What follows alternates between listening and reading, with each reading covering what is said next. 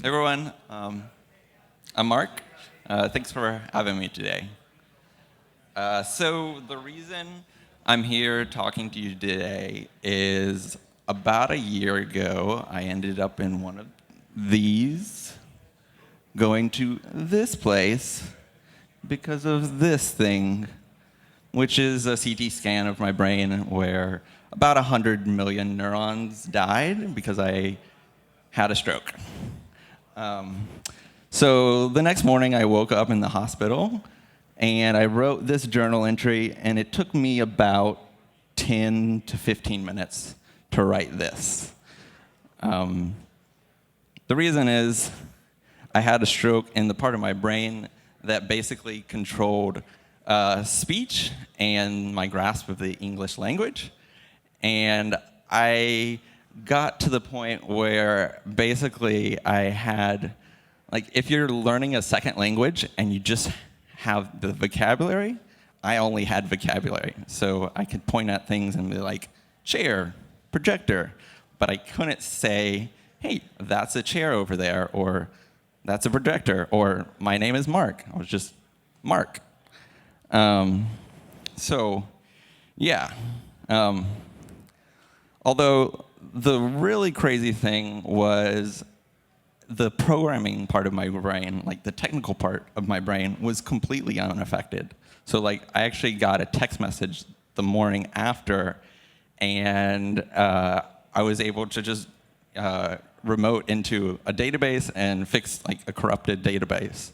So it was really bizarre, but I couldn't really like respond to the text message. I was just like fixed. So yeah, kind of crazy experience. But kind of as evidenced by me talking to you today, I got better. And so, thank you. I missed English. You know, English is my only language. So yeah, that was really like the inspiration for this talk today, which I have titled, unofficially, Merchants Are from Mars, Developers Are from Uranus. Yeah. So I think, you know, particularly as developers, we often like prioritize technical skills, you know, learning the latest languages or, you know, frameworks, but oftentimes you don't really think about the communication. And, you know, some developers work with clients, some developers are kept in the back room because they can't work with clients because they say things that clients can know. But I'm kind of here today to try to talk about and just try to just think about communication. There's no right or wrong way, but I think, you know, putting more thought into it it's really helpful, and it's not too hard. So we're going to talk about you know, developer to merchant, also some merchant to developer. If there are any merchants here, you can get some tips on how to talk to your developer.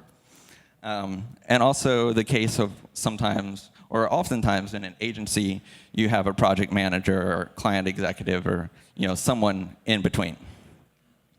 So let's start with developer merchant. Suppose you get an email like this.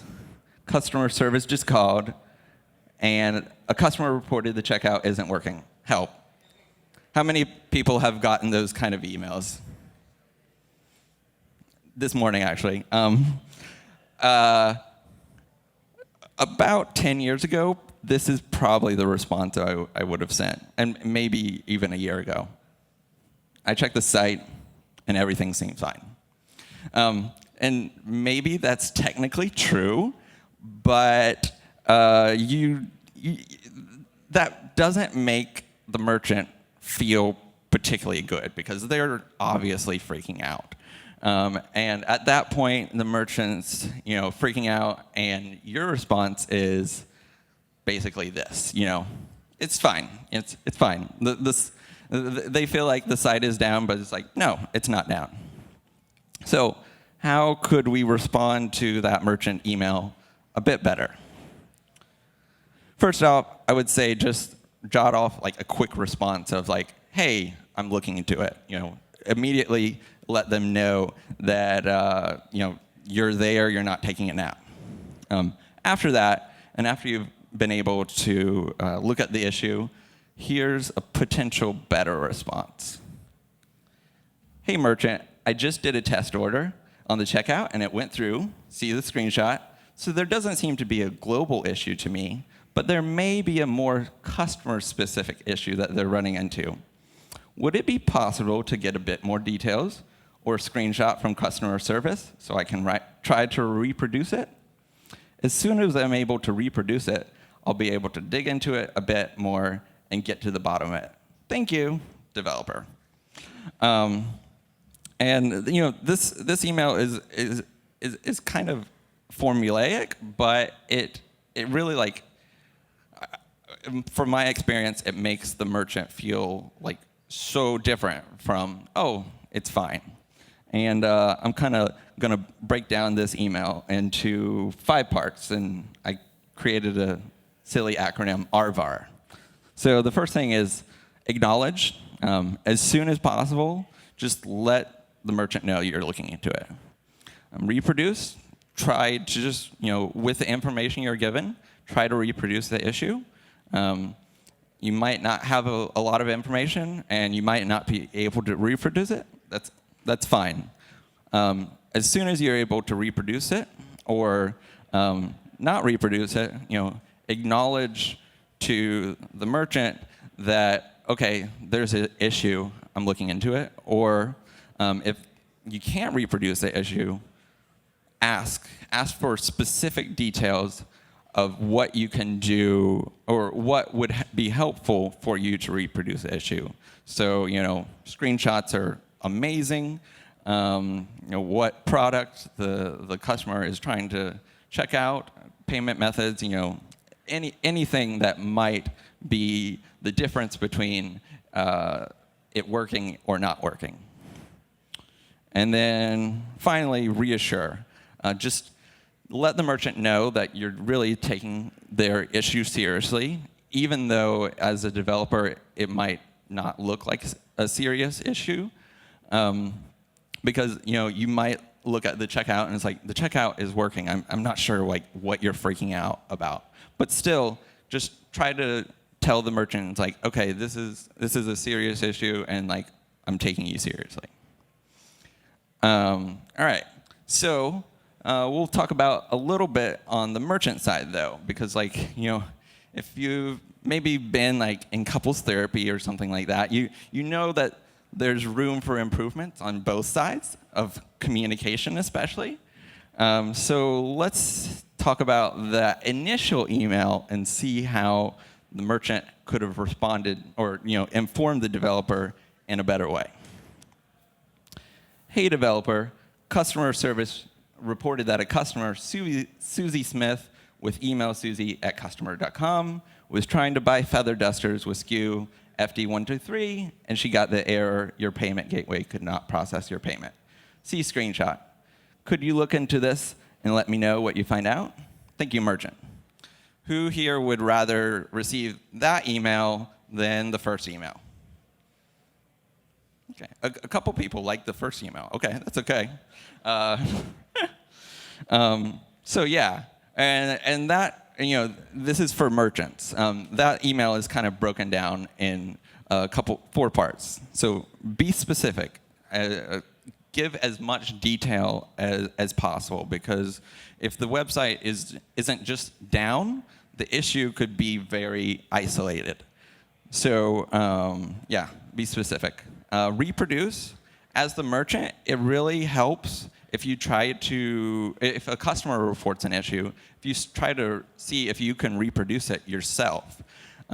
If you can reproduce the issue, it's awesome. You can include a screenshot, and that will probably save a lot of time and a lot of back and forth. And finally, prioritize. Part of reproducing the issue is being able to tell whether this is a urgent issue, it's totally global, the checkout's down, the website's down, or maybe it's just a customer-specific issue. You don't want to like always cry wolf as the merchant, or it will kind of like desensitize whatever developer you're working with to the urgent issues, because they'll see their phone and like, oh, another urgent issue from this client. They freak out every Thursday. So you don't want to do that. All right, so we'll talk about a little of communication methods. In person. So I, as a developer, I would prefer to never have in-person communication ever. But I've found over the years that it is really, really great for like building a connection with the people you're working with. And as a developer, particularly, like it's really great to let the merchant know that you're a human being, you're not a robot, you're not a code monkey, and just like connect. I don't think it's really great for ongoing communication, because it really slows the progress down of the project if you have to like have a touch point every Thursday, meeting here. It's hard, schedules align. I work remotely, so that's, I'm just like, no, I won't. I'll be in Austin. I can't.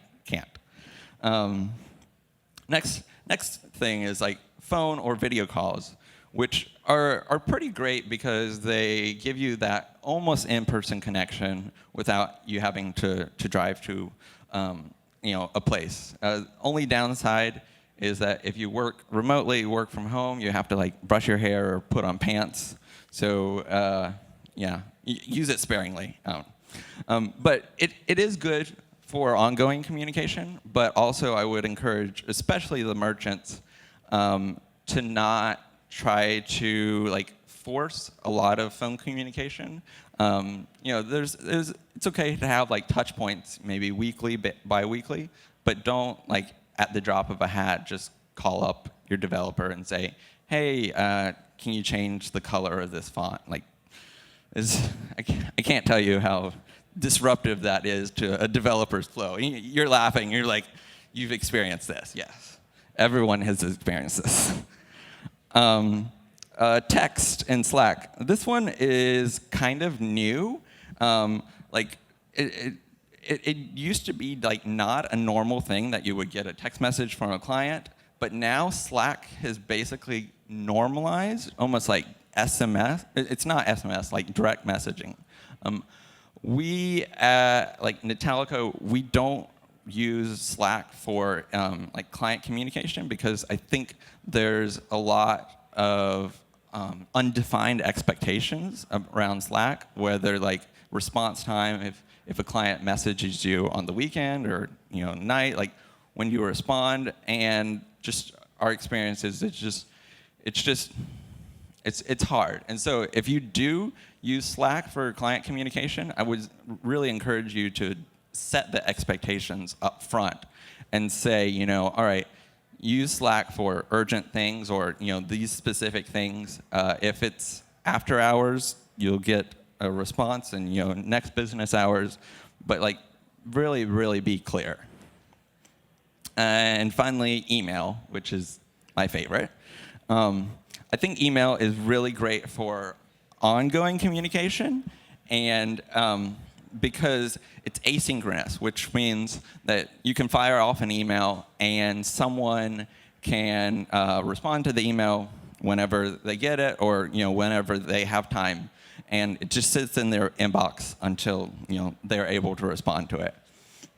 Also, as a developer and like not great, not natural communicator, I love it because it allows you to think more about your communication. It allows you to arvar your communication. But like on the phone,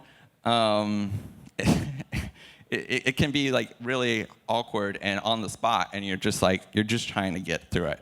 So yeah, the only but I think the biggest downside to email is there's no nonverbal communication, so you have to work a bit harder to convey tone and emotion. So that's why we're going to talk about some style tips, particularly for email. So I would say, particularly as a developer, this doesn't come naturally to me. So a couple years ago, clients would ask me, like, hey, how was your weekend? And literally, every time it would catch me off guard. I was like, I did my laundry. I mowed the lawn. I scooped the litter box. This is a silly thing, but like if you get on a call with a client, just like think about what you did and maybe the interesting things that you did recently. It's just something to talk about. And the flip side is also ask them, how was your weekend on the phone or an email on a Monday. It's a friendly way, and it's a really easy way to make a connection. You might learn that they like snowboarding or something like that, and you're snowboarding, and it's these are people that you work with. You'll probably work with for hours and hours for years. And it just really, like, you don't have to do it, but I think it makes it a lot more enjoyable just to get to know the people you're working with. Next one, emotions. I think emotions are kind of in vogue right now, particularly in business. And I think in the past it's been like business is business. You can't have emotions. You have to be really dry. But I don't think that's the case anymore. I think there's a really, really good place for like positive emotions, and just trying to use energy. I think that John thinks I shout at clients because I use exclamation marks all the time. I try to use only one exclamation mark. Like, merchants encourage your developers too. Yeah, and that goes for both sides. As a developer or a merchant, like, just be positive. If you push out an update and you see that the site, is performing, or it's 50% faster, be like, that's awesome. Good job, team. I know it seems really cheesy, and it's like it doesn't come natural a lot of times, but like once you get it, it kind of feels good. So the same thing, celebrate successes. One caveat I would say is, like, you don't want to be overly negative, but also if something is like particularly difficult, don't sugarcoat it. Particularly as like Magento developers, you probably work with a lot of third-party vendors, integrators, extension vendors, and as you all know, like the support can vary, a lot from vendor to vendor. And if there is a difficult thing, like, let the merchant know. This one is a bit more controversial too. Emojis. I am personally a very big fan of emojis in work emails. I think that it's a great way to convey some tone and emotion in email. That's really generational, but I've seen even, I don't know, baby boomers use emojis in emails like often. I would recommend not using, like, getting crazy with the poop emojis and the eggplant emojis. So just use it sparingly. Personally, I like the text-based emojis. I'm kind of old school, but use whatever you like. And finally, GIFs. How many people were here last night for the Commerce Party meetup? I mean, Aaron, GIF game, it was very strong. I think GIFs do have a place in business communication. I think you need to use it sparingly and kind of like read the room. You probably don't want to like send a GIF to a 55-year-old CEO of a Fortune 500 company because he probably won't take you seriously. But like, as more and more like companies are led by like Gen Zers and millennials, that is just a part of the communication. I was just recently in Sweden, and like there was a client I was working with, and like they were just they were using GIFs, we were using GIFs, and it's just part of communication, and I don't think that it necessarily has to be like business emails are very sterile, just business. Oh, yes, it's pronounced GIF. If you want to argue with me later, you can talk to me after this. So yeah, developer from like intermediary or merchant. That's like if you have a project manager or a client client executive. It's really nice, and a lot of developers and merchants really need someone as a filter or like a translator, because it's often like stressful for developers to translate their communication into think about their tone and just think about basically think about everything we're talking about today. But I would say the rules or the tips of like being specific or the structure of that email of requesting things from the developer side and the merchant side, I think it still stands. And the more you can do that, the less work the intermediary has to do of like translation and back and forth with like, all right, I need this and this, and it's really frustrating, I think, from both sides. So yeah, let's get into one more world example before we close out. And we're going to do an email from a developer to the merchant. I just logged into the Magento admin, and all the caches were disabled. Do you know who's responsible for this? Yeah, that's factually true, but also not a great way to word it. So here's how we could do it differently. Hey merchant, how was your weekend? Do anything fun for Halloween? My kids made me dress up like R2-D2, and they went as Chewie and Princess Leia. You can include a picture maybe. So when I logged into the Magento admin today, I noticed that someone disabled every cache. See screenshot. I went ahead and re-enabled them, but I was just wondering if you might know who did that to prevent it happening in the future. As I'm sure you know, that has a pretty huge impact on the performance of your site. Cheerio, developer. Yeah, like that's I think that speaks for itself. So yeah. Yeah, so like in closing, I would just say like use every opportunity you can with like business client communication, just to try to like infuse some fun and just personality, because like people, we're all working 40 plus hours a week. Like this is such a part of our lives. Like I don't think it necessarily needs to be isolated and like sterile. So try to have fun and just like try. I think the thing I can't stress the most is just try to have empathy and like compassion for where whoever you're working with is coming from. Whether you're the developer and you're thinking about, oh, this merchant has so much on the line, or you're the merchant, you're thinking about, oh, this developer has a dozen clients. Just try to think about where they're coming from, and cater your communication to them, and just we're all humans, even in the workplace, and we're dealing with really human problems and human emotions. And I think that if we kind of just think about our communication, like we can all make this workplace a better place. Thank you.